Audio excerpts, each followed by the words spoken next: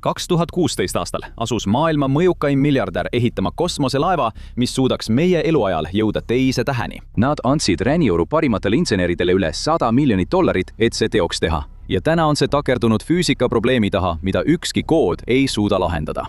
Tähtedevahelise reisimise saladus ei seisne parema arvuti ehitamises. See on mikroskoopiline klaasitükk, mis asub Texases ilma mootori, liikuvate osade ja tehisintellektita, kuid suudab end juhtida täpsemalt kui ükski kunagi ehitatud droon. Ja see võib olla ainus asi, mis meid tegelikult teise täheni viib. Esimene peatükk, $100 miljonit kummituslaev. Alpha Centauri Breakthrough Starshoti sihtmärk asub maast 4,37 valgusaasta kaugusel. See on 25 triljonit miili kaugusel. Aga kui kaugel see tegelikult on? Üks kiiremaid objekte, mille inimkond on kunagi välja saatnud, on New Horizonsi sond. See liigus maalt startides umbes 36 000 miili tunnis. Isegi siis, kui paneksid New Horizonsi rajale ja suunaksid selle Alpha Centauri poole, jõuaks see kohale umbes 78 000 aastaga. See tähendab, et mitte sinu eluajal ega sinu laste eluajal ega ka ühegi sellise tsivilisatsiooni eluajal, kes üldse tunneks ära neid inimesi, kes selle ehitasid. 78 000 aasta eest polnud kaasaegsete inimeste suur laine veel üle maailma levinud. Me polnud isegi veel leiutanud põllumajandust, kirja, ratast, valitsust, raha ega organiseeritud religiooni.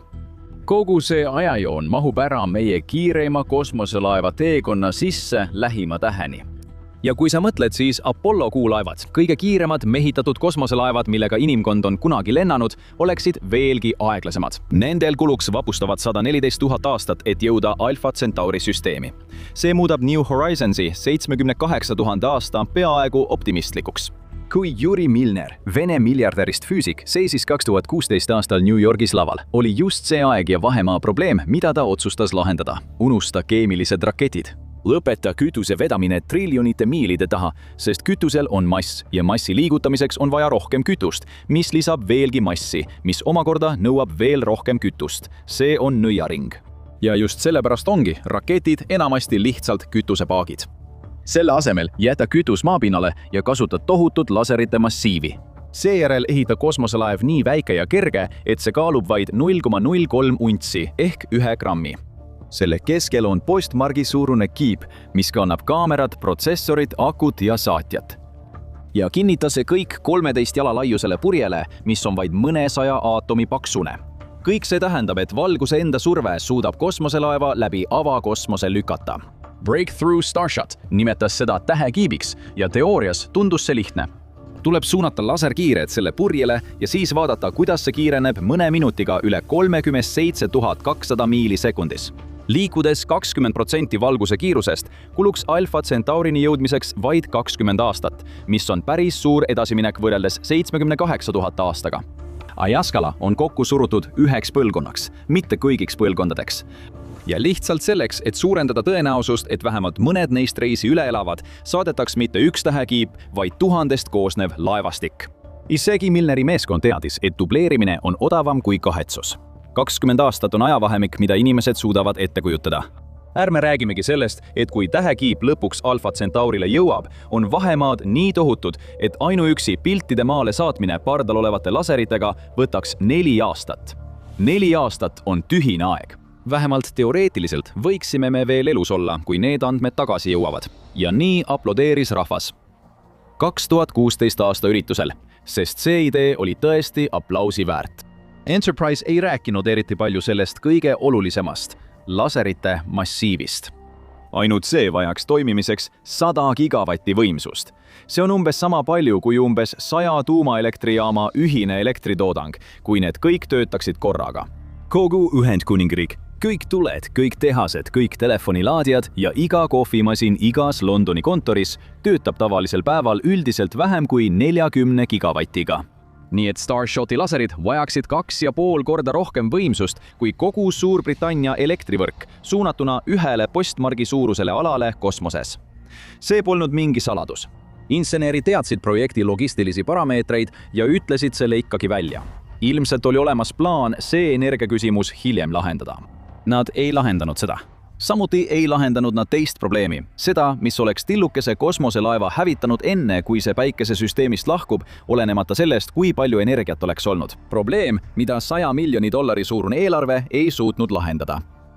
teine peatükk, libe kiir. See tohutu laserkiir, mis lükkab tillukest kosmoselaeva ja mille käitamiseks kulub pöörane kogus energiat, on ühtlasi ka see kiir, mis selle täielikult hävitab.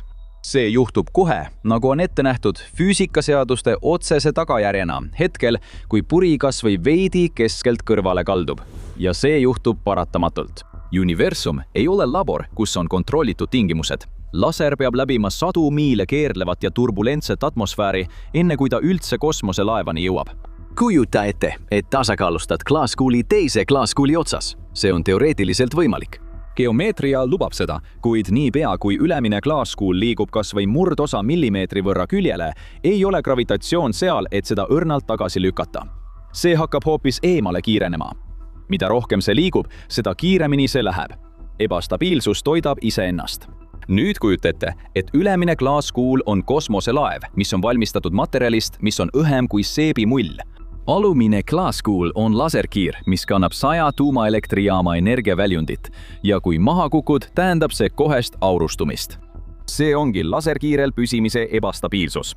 Teadlased, kes seda probleemi uurivad, avastasid midagi peaaegu poeetiliselt masendavat.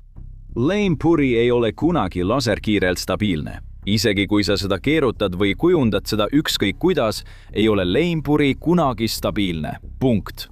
Väiksematel kiirustel on see lihtsalt tüütu insenertehniline probleem. Võib-olla suudaksid seda isegi parandada, paigaldades andurid, mis tuvastavad kõikumist, pardaarvutid vea töötlemiseks või võib-olla mõned tõukurmootorid, mis aitavad kosmoselaeva tagasi keskmesse suunata.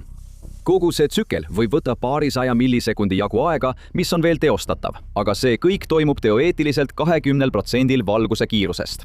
Nende kiiruste juures on paarisada millisekundit igavik. Selleks ajaks, kui andurid tuvastavad kõikumise, töötlevad selle, saadavad signaali tõukurile ja ootavad, et see käivituks, on kosmoselaev jõudnud liikuda peaaegu 11 200 miili. See korrigeerimisaken või lihtsalt vahe kõikumise alguse ja kosmoselaeva lakkamise vahel mõõdetakse mikrosekundites. 1 miljondik sekundist. Kõige kiiremad tõukurajamid maal ei suuda nii kiirelt korrigeerimistsüklile reageerida. Kosmoselaev aurustuks enne, kui mehaanilised ventiilid jõuaksid avaneda. Ja see on veel enne, kui me üldse kosmosetolmust räägime. Team-Malt Alpha Centaurini sisaldab hinnangulised 100 sekstiljonit osakest, sealhulgas tolmu, vesiniku ja heeliumi aatomeid. Kui liikuda 20% valguse kiirusest, tabab igaüks neist osakestest kosmoselaeva nagu kuul. Korea Astronoomia ja Kosmoseteaduse Instituudi teadlased tegid arvutused ning leidsid, et terasest kosmoselaev koguks oma pinnale kraatreid, mis on 0,15 tolli laiad ja 0,04 tolli sügavad. Palju enne sihtkohta jõudmist. Piisavalt suur tolmuosake hävitaks kosmoselaeva täielikult. Breakthrough Starshot sai alguse Silicon Valley projektina ja Silicon Valley vastus sellele on lihtsalt kirjutada paremat koodi, kiiremat koodi, nutikamat koodi. Kui korrektsioonitsükkel on liiga aeglane, siis miks mitte lihtsalt optimeerida korrektsioonitsüklit? Kui protsessor ei jõua järele, siis tuleb kujundada kiirem protsessor. See lähenemine töötab sisuliselt iga probleemi puhul, mida tarkvaralt on kunagi nõutud lahendada.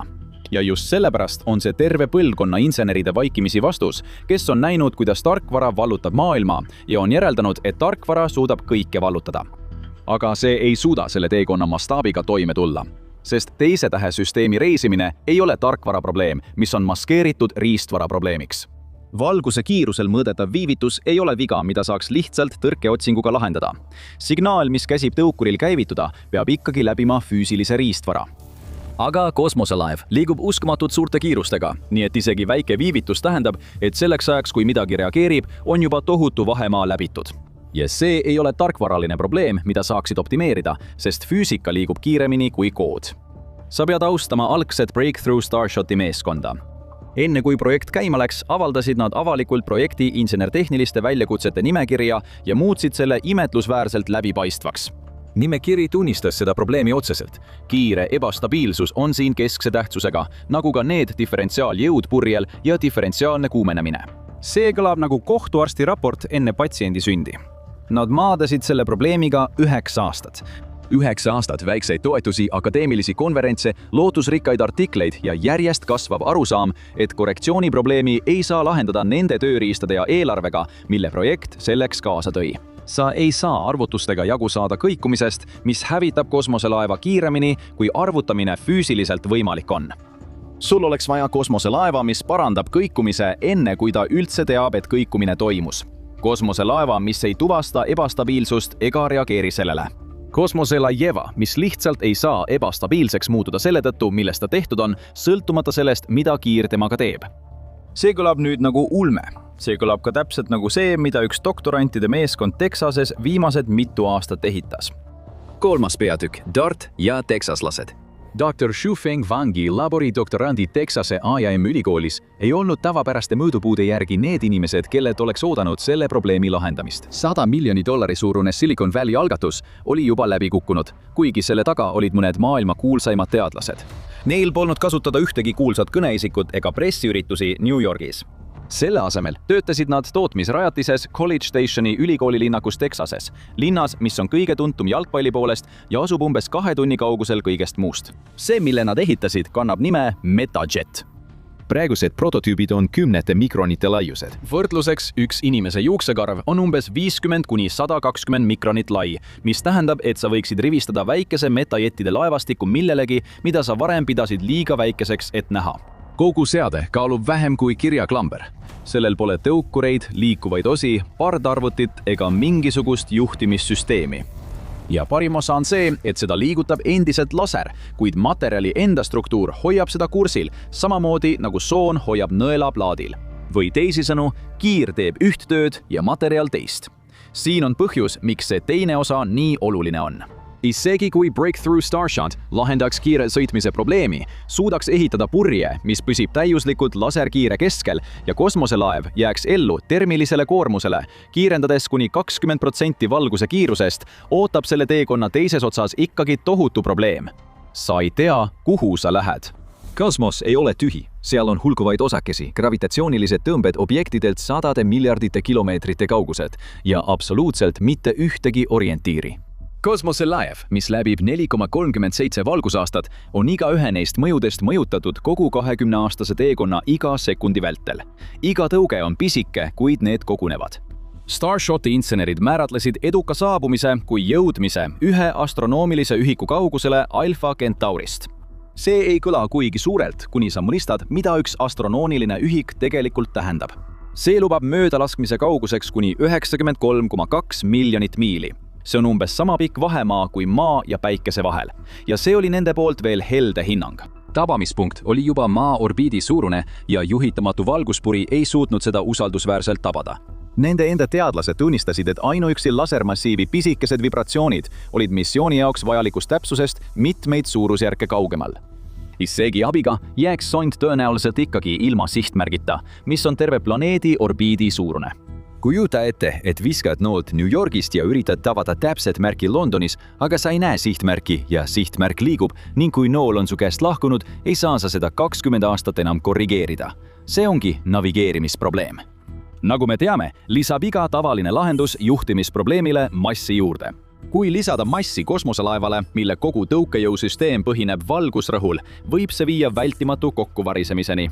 Juhtimissüsteem, mis päästab missiooni, on ühtlasi ka see juhtimissüsteem, mis muudab missiooni võimatuks. See ongi see konkreetne, elegantne ja hulluks ajav lõks, millest Breakthrough Starshot kunagi ei pääsenud. MetaJet pääseb sellest, keeldudes mängimast. Juhtimissüsteemi pole, mis lisaks massi, sest juhtimine ei ole süsteem. See on omadus, mis on materjali sisse ehitatud juba enne, kui laev maapinnalt lahkub, mis tähendab, et selle toimimise mõistmiseks tuleb väga kiiresti minna mikrotasandile. 4. peatükk, Zuniga plot. MetaJet on ehitatud materjaliklassist, mida nimetatakse metapinnaks, üliekas õhuke ränileht, mis on kaetud nanoskaalas sammaste ridadega. Need sambad on palju väiksemad kui inimese juuksekarva laius. Need on ka nii väikesed, et mustrid peegelpinnal, mis on sinu küüne suurune, sisaldavad piisavalt struktuurilist varieeruvust, et kodeerida terve mitmeköitelise entsüklopeedia. Nende metapinnasammaste kõrgus, läbimõõt ja vahekaugus on täpselt kujundatud selleks, et kontrollida täpselt, mis juhtub valgusega, kui see pinnale langeb. Muuda ühte sammast vaid mõne nanomeetri võrra ja sa muudab oma laeva trajektoori. Kogu tähtedevahelise kosmoselaeva navigeerimine on kodeeritud mõõtmistesse, mida sa ei suudaks tavalise laborimikroskoobiga eristada. Siin on, mida need sambad teevad. kui sa hoiad aiavoolikut ja vesi pritsib otse ette, siis voolik tõmbab su kätes otse tagasi. See on lihtne füüsika. Newtoni 3. seadus. Vesi liigub ühes suunas, sinu käsi lükatakse teises suunas. Nüüd pane vooliku otsa kõverotsik. Äkitselt väljub vesi nurga all ja voolik tõmbab küljele, mitte enam tahapoole. See on sama veesurve, kuid jõud mõjub hoopis teises suunas. Otsik ei lisa energiat, see lihtsalt muudab vee suunda ja reaktsioon järgneb automaatselt. Metapinnasambad on nagu otsik ja laser on nagu veesurve. Kui valgus tabab tavalist peegeldavat pinda, näiteks peeglit, peegeldub see otse tagasi ja lükkab purje otse edasi. MetaJetsi sambad on loodud väljuvat valgust täpse nurga all painutama, nii et kui valgus väljub külgsuunas, lükatakse puri küljele. Keegi ega miski ei pea pardal olema, et tüüsi programmeerida. Kuju ise on programm, see ongi selle süsteemi ilu. Mida kaugemale see triivib, seda tugevamalt see tagasi õigesse asendisse surutakse. See ei saa sõna otseses mõttes kursilt kõrvale jääda. Mis puudutab kuumust, millest meile räägiti, et see aurustaks kõik tavalised peegeldavad materjalid täiskoormusel laseri all, siis metapind jääb ellu tänu oma võimele valgust peegeldada, mitte seda neelata. Fotoonid teevad kogu töö ära, muutes suunda ja kandes üle impulssi, selle asemel, et kogu oma energia materjalile soojusena üle anda. Võrdluseks, selle probleemi eelmine parim lahendus oli grafeen, üks tugevamaid materjale, mida inimesed on kunagi loonud. Seejärel, et tolmuosakeste eest reisi ajal ellu jääda, pakkusid teadlased välja, et puri volditakse nõelataoliseks profiiliks, et minimeerida osakestega kokku puutuvat ristlõikepinda. MetaJeti RANi metapind on hoopis teistsugune vastus. Mitte ainult tugevam, vaid ka nutikam. Laboratoorsetes katsetes demonstreeris Lenzi meeskond täielikku kolmemõõtmelist liikumist, kasutades ainult ühte fikseeritud laserkiiet. Nad panid MetaJeti prototüübi liikuma edasi, külgsuunas ja tõusma üles, kasutades ainult ühte valgusallikat, ilma kütuseta, ilma juhtimissisendita või igasuguse kontaktita. See oli esimene kord, kui ükski optiline tõukejõusüsteem oli selle saavutanud ja meeskonna teada pole keegi teine seda teinud.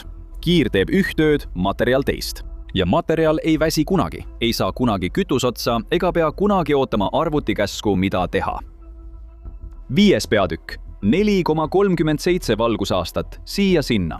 Lonzi meeskond ei ole üksi. Teadlased Caltechist on töötanud sarnase stabiilsusprobleemi kallal laserijõul töötavate valguspurjede puhul ning teised rühmad on sama probleemi kallal töötanud teistest vaatenurkadest. Tõsiasi, et mitu tõsist uurimisrühma on iseseisvalt jõudnud materjalipõhiste lahendusteni Breakthrough Starshoti poolt esitatud juhtimisprobleemile, ei ole juhus. Valdkond on mõistnud, et Ränioru instinkt lahendada probleeme tarkvaraga oli selle konkreetse ülesande jaoks alati vale tööriist. MetaJet prototüübid on praegu 10 mikronite suurused. Tõeline tähtedevaheline puri peab olema jalgade laiune ning keegi Texas A&Mis ega kusagil mujal ei teeskle, et see vahe oleks väike. Aga siin ongi see, mis muudab selle ületatavaks viisil, mida ükski varasem lähenemine ei võimaldanud. Füüsika sõltub laseri võimsusest, mitte seadme suurusest. Sama põhimõtted, mis liigutavad mikromeetrise prototüübi laboripaagis, liigutavad ka meetrise purje gigavatiklassi kiirte all. Mehhanism ei muutu, muutub ainult inseneritöö ja inseneritöö erinevalt füüsikast on läbiräägitav. Järgmine verstapost on mikrogravitatsiooni testimine, et näidata, et MetaJet käitub kosmose tingimustes samamoodi nagu laboris. Lunti meeskond taotleb praegu rahastust, et see teoks teha. Kindlasti on see vaiksem, väiksem ja vähem fotogeeniline ülesanne kui pressikonverents One World Trade Centeris, kus kohal on Stephen Hawking. Kui see töötab, tähendab see ka palju enamat. Lõppkokkuvõttes kulutas Breakthrough Starshot miljoneid dollareid ja 9 aastat tähtedele ning jooksis vaikselt ummikusse. Rühm doktorante College statsioonis veetis umbes sama aja, küsides hoopis teistsugust küsimust. Selle asemel, et ehitada laevale parem arvuti, mis oleks, kui laev ei vajakski seda üldse. Seadmel, mis võib lõpuks kanda inimkonna esimest sõnumit teise tähte, pole mootorit, juhtimisarvutit ega liikuvaid osi. See kaalub vähem kui ripsmekarv ja juhib end valguse abil samamoodi nagu keeglikuuli suunab kallak. Alpha Centauri on endiselt 4,37 valgusaasta kaugusel. See number pole muutunud. Mis muutus ühes tootmislaboris, mis asub tsivilisatsioonist 2 tunni kaugusel, on see, kas meil liigina on üldse põhjust uskuda, et me võiksime sinna tegelikult jõuda. Ja me võimegi seda suuta, sest iga katse minna kaugemale kosmosesse põrkub ikka ja jälle sama tõe vastu. Kõigepealt tuleb lahendada probleemid, mis on kodu lähedal. Uuri, miks NASA tahab Kuu peale tagasi minna? Või vaata hoopis seda.